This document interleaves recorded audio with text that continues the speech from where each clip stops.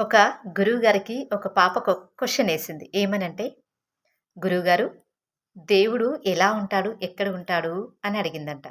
అప్పుడు ఆ గురువుగారు ఏమని సమాధానం చెప్పారంటే, "దేవుడిని నువ్వు చూడాలనుకుంటున్నావా?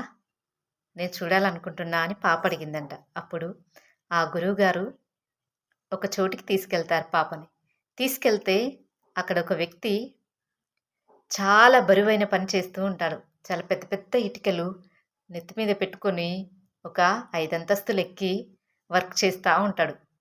"చూసావా అమ్మా? అక్కడ చూసావా?" అంటే, "ఆ! చూశాను సార్." "ఎవరు?"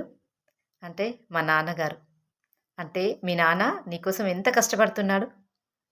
నీకు కనిపించే దేవుడు మీ నాన్న. ఇంట్లో నీకోసం అన్నీ సిద్ధం చేసే మీ అమ్మ. నీకు కనిపించే దేవుళ్ళు ఫస్ట్ మీ అమ్మ, నాన్ననే" అని ఆ గురువుగారు సమాధానం చెప్పారు.